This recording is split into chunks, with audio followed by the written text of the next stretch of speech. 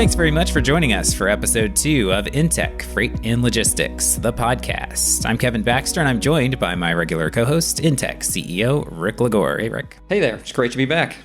On this edition, we'll go over the outlook for the freight market as 2023 progresses, cover some supply chain and freight news on product shortages, infrastructure spending, and more, and drop in another Mercury Gate TMS tip in our Mercury Gate Minute. So let's get started with our featured topic. Predicting the future is fraught with challenges, just ask Miss Cleo, but looking ahead is vital for everyone involved in freight. And the best way to look ahead is to look at where the market is now and where it came from. So, Rick, since you know a few things about the freight industry, I thought it would be a good time to pick your brain for 5 questions on the freight market. Let's start with question number 1 here, and these are kind of broad questions, so get as specific as you want, and I'll probably poke into some follow-ups too. So where does the freight market generally stand today in terms of costs, capacity, and volume? Well, it's a much different market than when it was a year ago. At this point in time, costs are down, whether you're looking at contract rates or you're looking at spot rates. Many have said that there's roughly about 1.5% to maybe 5% excess capacity in the truckload market today, which is causing those rates to remain low for a bit. Although it doesn't take much change in demand to go ahead and eat into that 1.5% to 4% excess capacity. So everybody's still kind of on edge. Overall volume is down, but we just came through a crazy period of time. If we take a look back, July of 2021 to April of 2022 was just the craziest period of time within the pandemic period. And so right now we're still going against comps, against some really crazy numbers. And so people tend to dramatize, I think, or over-exaggerate the pressures that's on the market right now because they're looking on comparisons that were just astronomically high and not to a level that any of us have ever really experienced before. Yeah, you're used to, conditioned really to compare this time now to this time last year, but it's not really comparing apples to apples at this point. So you kind of led into my next question, which was, how does today compare to this time last year? And is that the right comparison? So when should you be comparing now to really get a better idea of where things stand? We've really gone back to taking a look at where we stood in 2019 and really the beginning of 2020 before the pandemic actually hit. Mm-hmm. And at that point in time, actually, the volumes were starting to decrease at that point. So we did come off a pretty big 2018 year, and 2019 started trend near the end of the year. So that's really the time period that we're really taking a look at this point. And that's where we make our comparisons because, again, it's really all of us are programmed. And, if you listen to all the stock news, people are always programmed to what was your prior quarter or what were you over last year? Yeah. And those aren't realistic numbers at this point in time. It's one of those things that can sort of be manipulated too. If you want to make it sound as bad as it can be, then you compare it to as good as it can be, basically, yes. As high as it can be. Yes, that's exactly it. And as a matter of fact, that's where I get to some of the exaggeration of numbers and get people in a panic mode because there's been some reports that have come out that says excess capacity is anywhere between 20 to 25% out in the market. And those things just exaggerate the overall thought process of what people are thinking and get the C-suite people all excited about, hey, why are we spending so much money if we've got 20 to 25% excess capacity out there? And so you got a lot of logistics managers running around. Not to say that rates aren't down right now and they shouldn't be looking at things, but you need to read lots of different things. You can't just take one article and say that's the line in the sand that we're going to draw. Yeah. Actually, I'll skip around to my next question because you led right into it. So is it wise to keep looking at spot rates for now? And when does locking in a contract rate make the most sense in our current environment? At this point in time, we're looking at both spot and contract rates.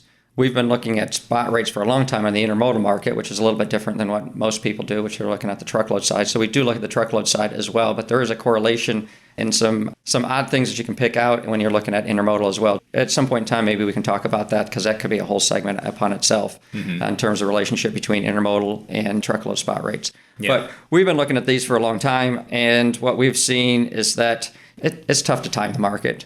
But at the same token, you don't want to be at the top or at the bottom. But timing the market is really a difficult thing. So right now, what we're telling everybody to do is just pay close attention to both. And when you start to look and start to feel that you're closer to a bottom, start to go ahead and plan your contract rates around that. So for us and what we're looking at, we're really trying to lock in contract rates sometime around March, April time period of this year seems to be a good time.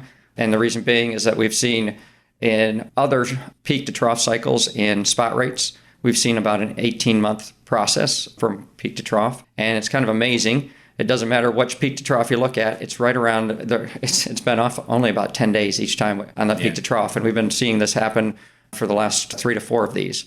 So that would get us somewhere around peak to trough would be sometime around Memorial Day. Again, that's prior, and that's other normal economic cycles. This last one that we went through was much longer and stronger. Different cause than usual. Yeah, no, much different cause than usual. So not necessarily can you say, well, this one's going to be just the same as the last one. Mm-hmm. But if we're going to go ahead and take a look at things and try to predict based off of what we've seen in the past, that's our best predictor that we have today. So not just looking ahead to the next couple months, but for the rest of the year, as we still have a lot of 2023 left. What do we expect the freight market will do over the course of the rest of the year?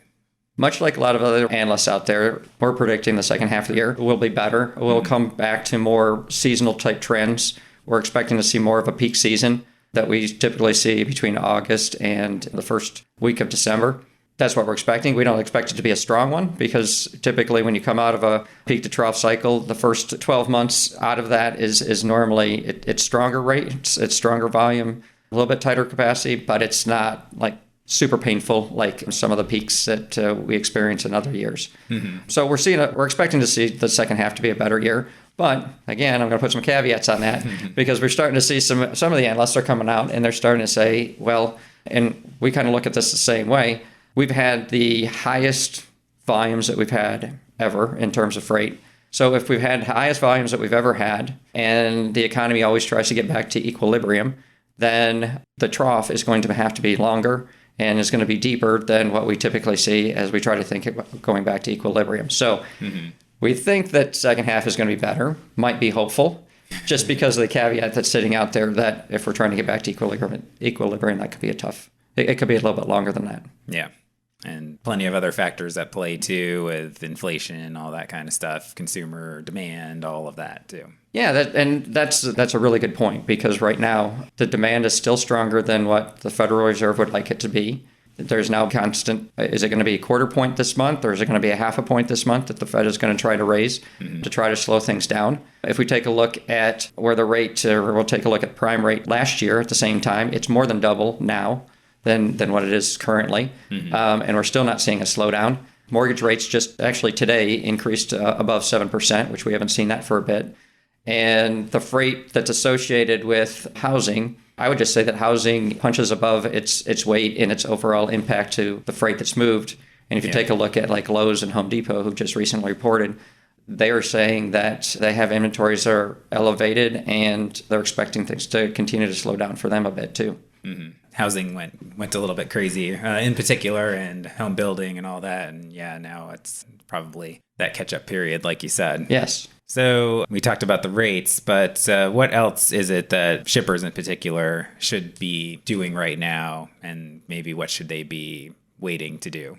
Couple things. One is what we've seen is trying to improve upon what they learned during the past freight cycle. So some of the things to look at is look at technology, see whether or not that technology that they have gives them the visibility, gives them the predictability, gives them the scalability that they need for their business to leverage their supply chain to be a competitive advantage versus just a cost structure. So that's one thing. The other thing is some of it would be on that rate side, it would be to be flexible. For a long time, truckload rates are negotiated in the fourth quarter. And that's just a cycle because the financial team of a particular company wants to go ahead and do their budgets for the following year. Right. That's not necessarily the best time of the year to go ahead and do your rate negotiations. Yeah. So theoretically, that's sort of a peak season. Yeah, that's more of a peak season. So, and since we're trying to figure out where the low is going to be, that may not be necessarily the best time to go ahead and do your rate negotiations, particularly since we're still trying to figure out where the rates are going to land. Because if you continually go back to the trough and tell your truckload carriers or any of your freight capacity carriers, because we talk about truckload a lot, but all the capacity is definitely seeing a slowdown. Whether you're talking air, LTL, truckload, intermodal, rail, you name it, ocean, they're all down. But if you go ahead and you negotiate a rate and say, hey, I'm locking in for a year, and then you come back to that and to the truckload carrier, maybe 3 months later and say, hey, rates have gone down. I want to go down again. I want to see my rates go down again. And you continue to do that. Then they begin to say, well, are you really a partner? Is this a partnership relationship or is this just a rate negotiation relationship? Yeah. So, some of the things that we've seen with that respect on that flexibility side is that if you go in and say, we've changed our model in terms of the way we're going to do our pricing moving forward, and because of what we've seen recently, we're going to come out every 3 months. And if you're upfront about it, then that's different than going ahead and saying, I'm going to negotiate at, September, October, November, and then that's what I'm going to lock into. So that's another point to add to the mix. And on top of, look at your software and look at your other pieces of your logistics and supply chain methodology to make sure that you're in the right path. All right. Oh, that was 5 questions plus a few asides there. For more information on a lot of this stuff, we have a lot on our blog in particular. We're keeping up with that and social media as well. So plenty of places for people to follow and get more information. Yeah, absolutely.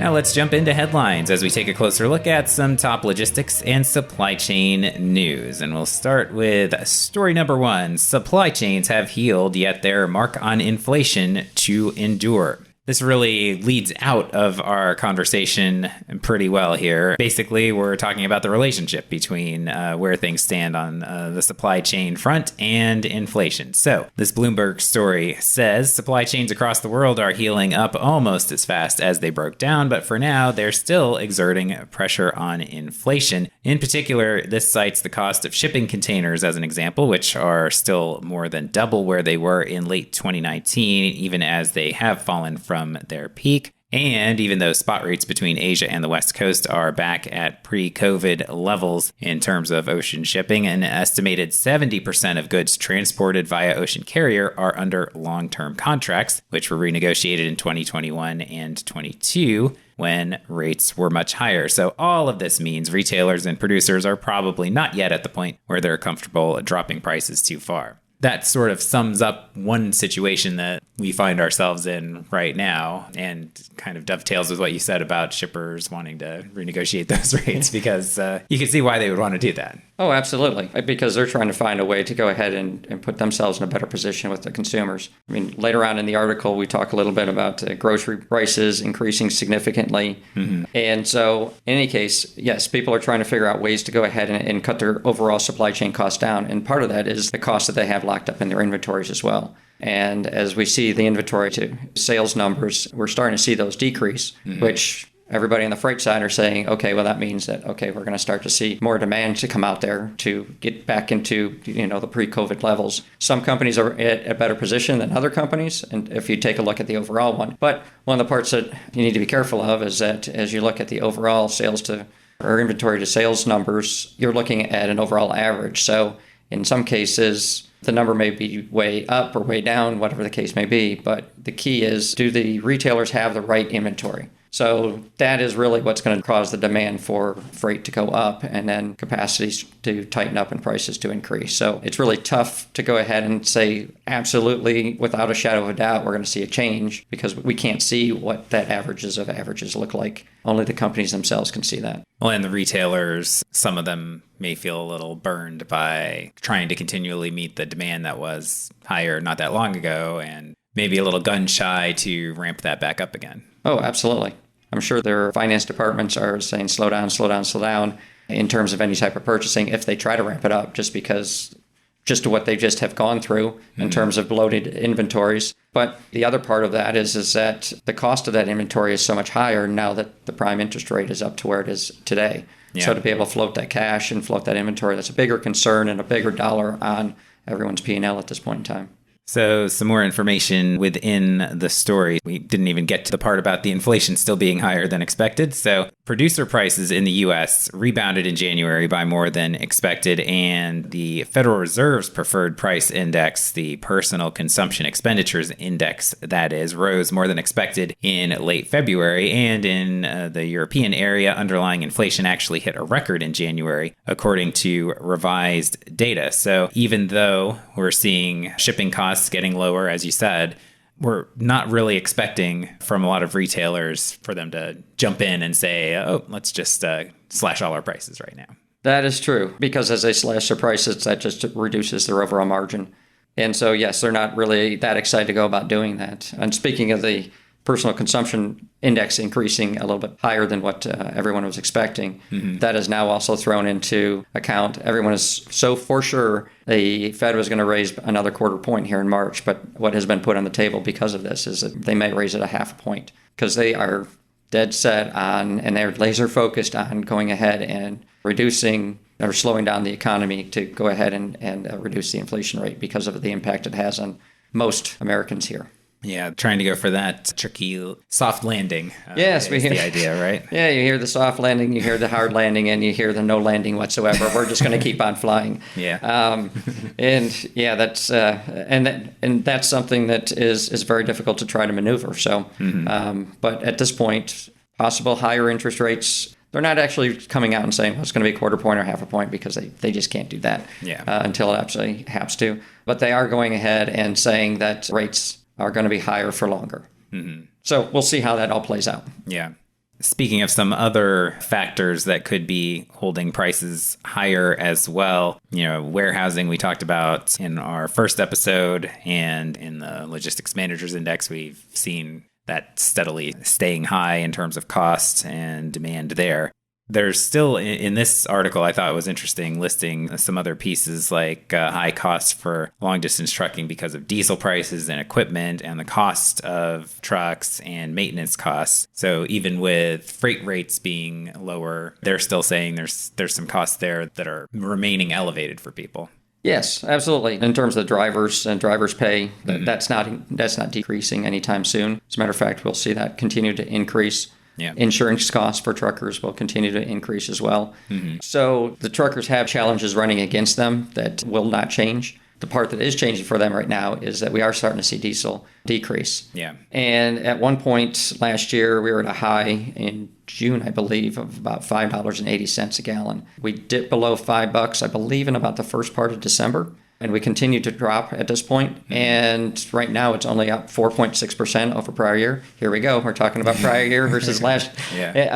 Just like we're talking about all the other rating things. So anyway, but moving forward through actually starting next week, the diesel rate will be below where it was last year. I can say that pretty definitively, because that is where it really took its first spike because of the invasion last year from Russia into Ukraine. And that's where it really continued it up all the way through, as I said, into June at the 580 range. So really from this coming week on through, at least through June, I would expect to see that the diesel rate will be in the favor of shippers and of truckers on the pricing side. Okay. Also, so the goods prices have leveled off a little bit. And the other side of inflation, though, is that there are people paying for services, and services prices are actually on the upswing. And that doesn't seem like that's going away. So it's not like inflation's going away anytime soon, is basically what this story is saying. Basically, that's what they're saying. Yeah, because if you take a look on the services side, so the services piece, you get into restaurants, you get into travel, and people don't seem to be complaining too much about spending more on going out to dinner or going ahead and doing travel. As a matter of fact, travel is up quite significantly from where it was previously, just in terms of number of trips people want to take and get out of the house.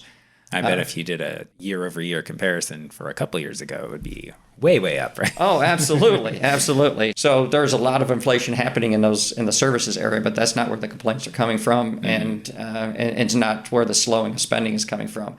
And it really doesn't. So at this point, the complaints are coming from the grocery. I mean, eggs are up like, I don't know, something like 8 to 10% or something like that. I think they just started to come back down a little bit, but yeah, anybody who does any grocery shopping noticed the eggs, I think. Yes, that seems to be the biggest point. The biggest point of contention is the price of eggs. But in any case, goods itself, that inflation hopefully is more at a peak. And that will start to come down as people start to go ahead and substitute other items in that place. So instead of buying eggs, you might buy something else. Or instead of buying the name brand of a particular vegetable or whatever, you'll buy the off-brand or whatever what the store generic brand is. So just a couple of quotes from some of the people on the front lines. Walmart CFO John David Rainey said recently in a conference call, while the supply chain issues have largely abated, prices are still high and there is considerable pressure on the consumer. And Gina Boswell, the CEO of Bath & Body Works, said she sees economic headwinds from prices continuing for now, though maybe that later part of this year, things might get better. She says we expect that we'll continue to see inflationary pressure on our input costs in the first quarter before beginning to see some relief as we move through the year. So that forecast sounds somewhat like how the freight market may progress throughout the year if it goes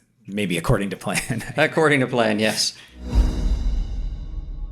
Now, story number 2, the worst supply chain related shortage, your favorite Girl Scout cookie. So just talking about the supply chain pressures easing a bit, especially on the goods front, but there are reports that a key household staple may be hard to come by, Girl Scout cookies, more specifically Samoa's. Samoa's not your favorite, you said? Not my favorite, no. Anything that has to do with the peanut butter is the ones that are been my favorite. So that's what the tag-alongs, I think, and I think there's another peanut butter related one that I can't remember right now. But anyway, if you're not familiar with the Samoa's, they are so-called crisp cookies coated in caramel, sprinkled with toasted coconut, and striped with a dark chocolatey coating. It's definitely one of the classic ones that the Girl Scouts have been selling for quite some time. So if you were asked like a top 3, like to name off the top of your head Girl Scout cookies, Samoa's are probably right in there.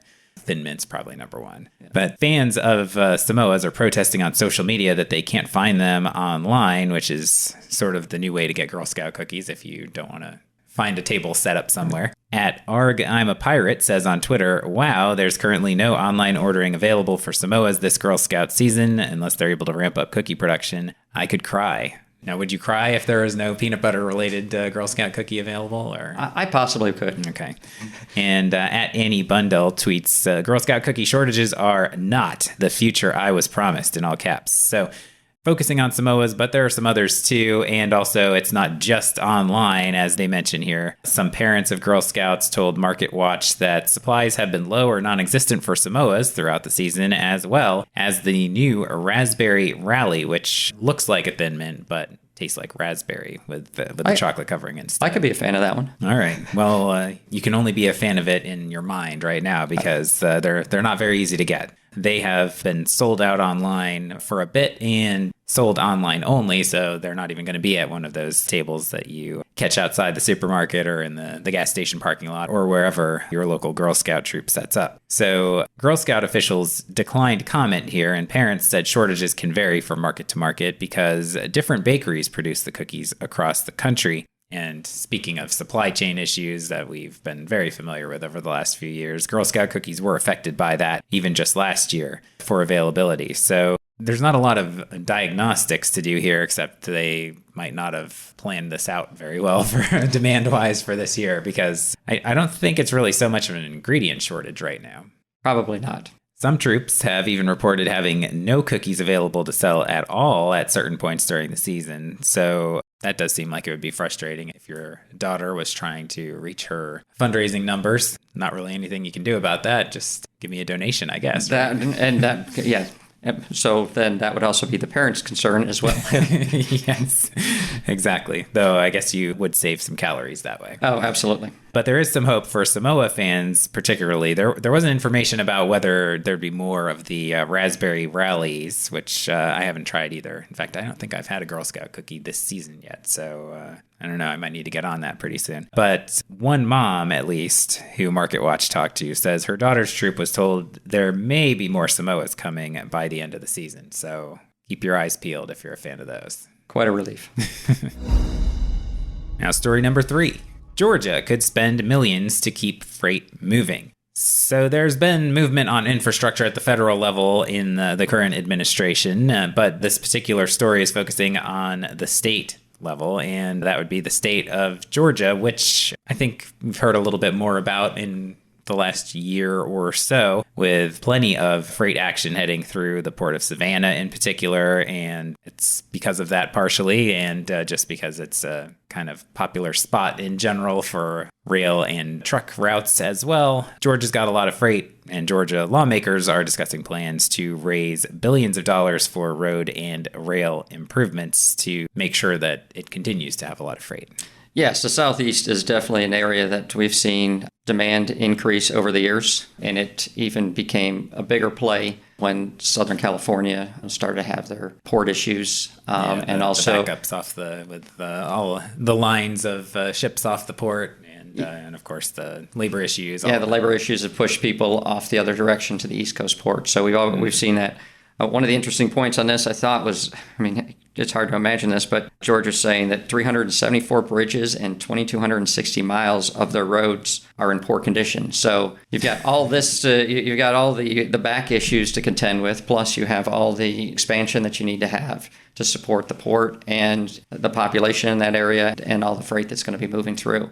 Yeah, it's interesting in that, first of all, you have to shore up what you've got, and then you have to address the things that are already issues and then are likely to become issues moving forward. So they are trying, the lawmakers proposing this legislation are trying not to put it on the taxpayers directly, at least, but they're looking at revenue sources like additional fuel taxes, a fee on packages delivered to consumers, which is basically putting it on the taxpayers, mileage-based user fees, and a statewide assessment on warehouse distribution facilities. And so they don't know exactly how much as of yet they're looking at for an investment, but we're talking in the billions with a B, not the recently announced Showtime spinoff Millions, which expanding the Billions cinematic universe. Yes, I mean, wherever you push it, it'll eventually get back to the consumer. So, if you're going to push it off onto, the warehousing side, that's just going to be increased supply chain costs that will go into the overall consumer at some point. Yeah, like we just talked about. Yeah, so that you've got, I'm sure they'll get some of the money off of the $1 trillion bill that the federal government put into place too, because I'm sure they'll be part of that divvying that money up too. But yes, at some point it gets pushed to someone. And one of the questions I have for you here or for other people to contemplate is that as we move to electric trucks, how do you measure and pay fuel tax?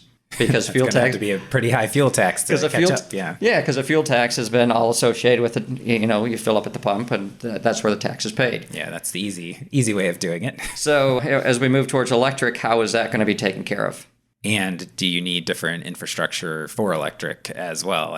At the very least, you need more charging stations. But if you look even further down the road, and I don't know how far down the road this is, but further down the road, there's thoughts of ways to charge while driving and different things like that. If you do this big outlay now and you do this project, by the time this project window is finished, is that when the next thing comes where now we need to electrify the roads, or we need to put some overhead charging capabilities, or who knows what. So, yeah, it's a constant struggle, I guess. Yeah, absolutely. So the move comes within a period of explosive growth in shipping through the port of Savannah in particular, as well as a boom in e-commerce, fueled in part by the coronavirus pandemic, according to this Atlanta Journal-Constitution story. The volume of freight moving through Georgia is expected to soar 30% by 2045, according to a report that came out a couple of years ago. So that might already be outdated. But some of the issues that Georgia has faced and is facing with freight movement and traffic movement in general is Metro Atlanta has 9 of the nation's worst freight bottlenecks, according to a recent report by the American Transportation Research Institute. And, if you've ever had to drive a little distance that way, go through Atlanta to go to Florida or to go whatever direction you're going, I think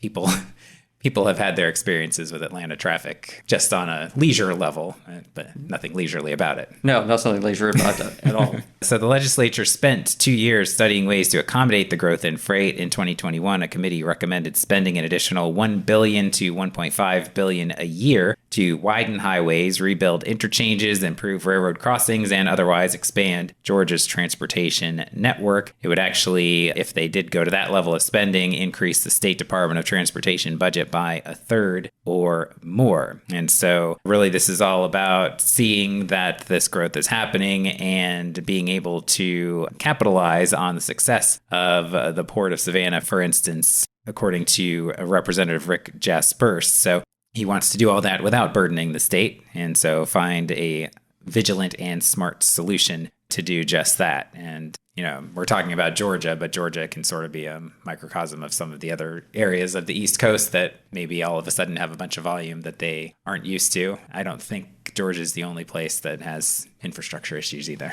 No, after this past weekend, I was over in Denver, and Denver has their infrastructure issues. They're still building on and widening the roads that they were widening there when I was at the same time last year. Mm-hmm. So it seems to be a constant move, which if they're going to be in Georgia building, spending $1 billion, $1.5 billion every year, traffic congestion and frustration build up on the expansion of that every year would be difficult to manage through and maneuver. Yeah, and I mean, you mentioned Denver, but not just to single them out. So many different cities are somewhat constantly under construction. Right here in Indianapolis, we've been under construction for at least 2 years. Yep, we've been widening some interstates here, and it just kind of becomes a part of life. You don't even really necessarily think about it anymore, but they're always there. Yes, you're just trying to figure out when it's going to start next, I should say, and constantly using your Waze app or whatever GPS that you use in the car to get from point A to point B so that you can bypass at least the busiest parts. Yeah. So this one's connected to the Port of Savannah. Every state is going to be dealing with their own thing here, and the federal government's going to be able to cover some of it, but it really does have to be a broader solution for each state to be able to try and address this and keep capacity moving at a reasonable rate. Yeah, and it becomes more and more difficult to try to figure out what the next, you mentioned earlier, technology. Mm-hmm. So with technology moving as quickly as it is now, it's tough to figure out where the next bottleneck will be. But some of the trends that we've seen, people move out of the rural areas into the city areas, which creates more congestion. Mm-hmm. E-commerce has increased. But just trying to take all these variables, it's just difficult to figure out where to spend the money and how to spend it best, I should say. And where to get it from, like you said, with the fuel taxes. And I don't think Amazon, for instance, would take too kindly to fee on packages delivered to consumers either. So see how much influence they have in Georgia. Yes, we'll see. Periodically, we'll have one of our experts on MercuryGate Transportation Management System software, TMS for short, answer a question, outline a feature, or offer up a quick tip on using the platform. On our MercuryGate Minute, Tracy tells us about the customer portal is another great feature within the MercuryGate system that allows your customers to log in and see details of only their shipments. The customer portal contains a dashboard, a control tower, a quotes, and invoices tab. The dashboard gives them an overall view of their shipments. They can see all of their active and delivered shipments. The control tower gives the customer visibility of their shipments on the global map. It can be configured with specific reports that display each specific shipment, its origin, destination, items, and charges. The quotes tab gives visibility to any quotes that are available to accept, about to expire, or expired. And lastly, the Invoices tab, which gives the customer visibility to all of their invoices. It is very user-friendly and even has a workflow that allows your customer to enter a shipment and go all the way through to booking it with the carrier, never seeing the carrier rate and only seeing their buy rate. The customer portal gives your customer control and allows them to have a hands-on experience with their shipments. For more information on our MercuryGate TMS partnership, visit InTek Freight Logistics.com/TMS. Thanks for joining us for InTek Freight and Logistics, the podcast. Check out the links in the description to learn more about everything we discussed. Subscribe or follow now to ensure you get our latest episodes as soon as they're available, and you can help us out by rating and reviewing us wherever you listen. If you have questions, email us at podcast@inteklogistics.com and visit InTek Freight Logistics.com for more about what we do. For Rick LaGore, I'm Kevin Baxter. We'll talk to you next time.